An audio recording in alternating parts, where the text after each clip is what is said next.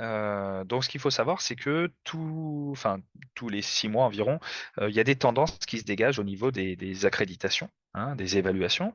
Et donc là, je vais vous en présenter quatre principalement, hein, qui sont les tendances actuelles sur l'ensemble du territoire et sur l'ensemble des activités.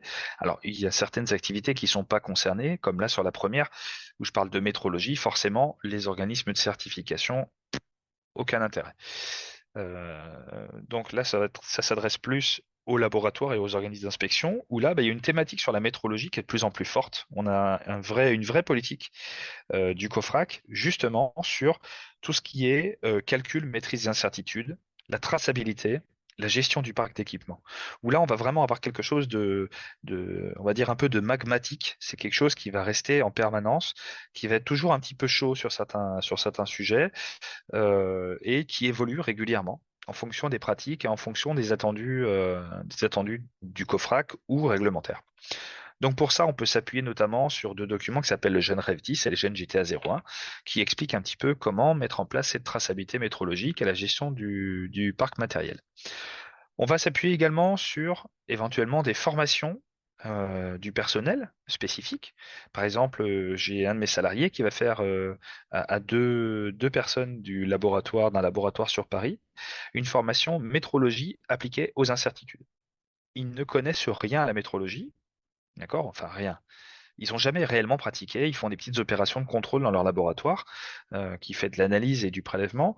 Et bah, du coup, il va aller les former à la métrologie. Donc, il va partir des bases jusqu'à la qualification finale.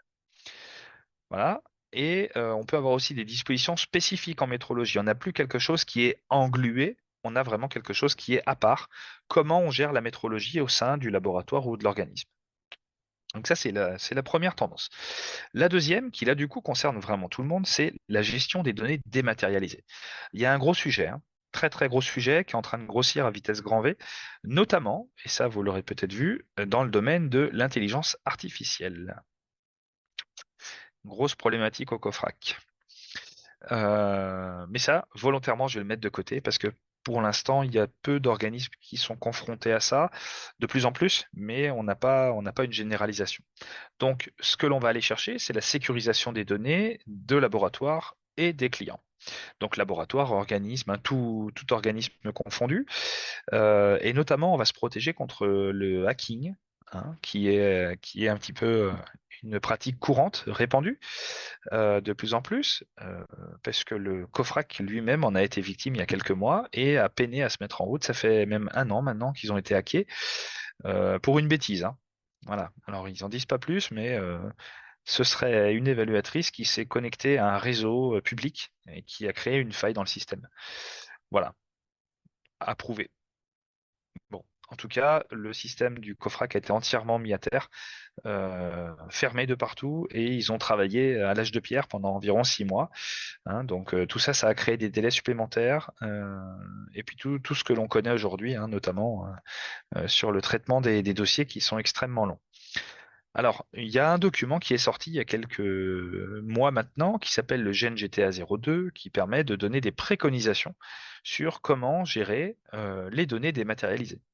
Il va vous parler cartographie, il va vous parler système de cloud, il va vous parler serveur, il va vous parler de tout un tas d'informations et de pistes possibles pour sécuriser vos données au sein de votre organisme. Donc, on va avoir aussi une structuration de l'information, hein. J'ai souvenir de ce laboratoire où je suis arrivé, ils travaillaient tous sur leur PC, rien n'était mis en réseau, ils avaient parfois même pour certains juste des disques durs externes qui se passaient des uns aux autres. Et du coup, à un moment donné, bah, quand je suis arrivé, on a remis tout ça à plat, on a mis un serveur interne plus externalisé, tout le monde sur le réseau, hein, et donc toutes les données étaient centralisées pour qu'ils puissent travailler depuis l'extérieur du labo et que même s'ils sont absents, on peut accéder au dossier. Voilà, bon, c'est des petites choses, mais qui ont révolutionné un petit peu le fonctionnement de l'organisme. Autre point, la qualification des personnels.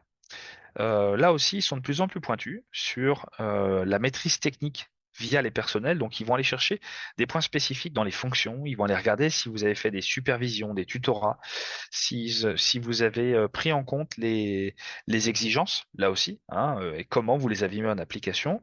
Donc, on va pour ça se servir de référentiels métiers, de normes métiers, mais aussi du LabRef 02 qui nous donne quelques indications, hein, bien sûr. Et puis, très souvent, ça va être des formations ou des qualifications au poste de travail.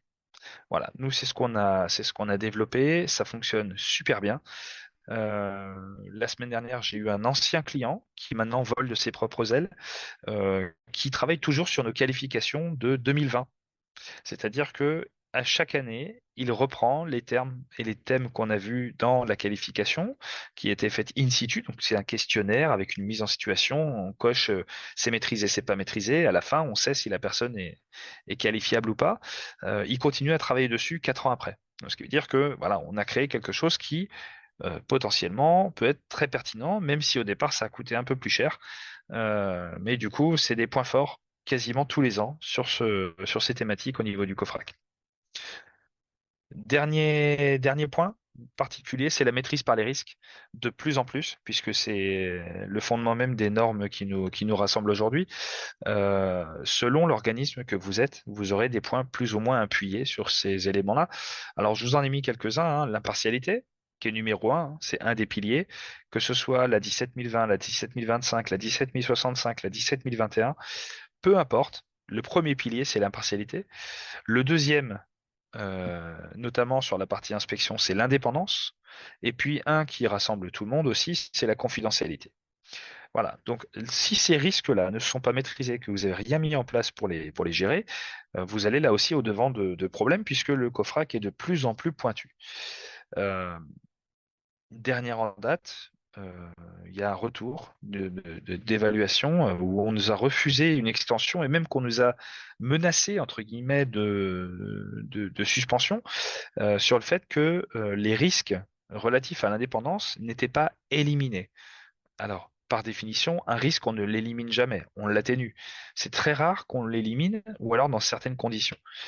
Là, c'était des risques qui étaient inhérents à l'activité, inhérents à tout organisme d'inspection, et bizarrement, on nous a demandé à éliminer ces risques. Point final. Donc on les a mis à zéro, ce qui est contre nature. Hein. C'est pas parce que vous portez une ceinture que vous ne serez pas blessé. Voilà, par exemple. Donc, il y a notamment dans le domaine de l'inspection, j'en ai mis qu'un seul, mais il y en a plusieurs, hein. L'INSREF 08, pour ceux qui ont un organisme d'inspection, et puis des ateliers sur les risques et opportunités, qui sont mis en place de manière régulière et qui sont mis à jour. Enfin, pas quotidiennement, mais au moins de manière hebdomadaire ou mensuelle. Voilà. Autre élément que j'ai rajouté en plus, et je terminerai sur ça, c'est les éléments, ce qu'on appelle structurels et juridiques, donc tout ce qui est relatif au CABIS, à l'assurance, etc.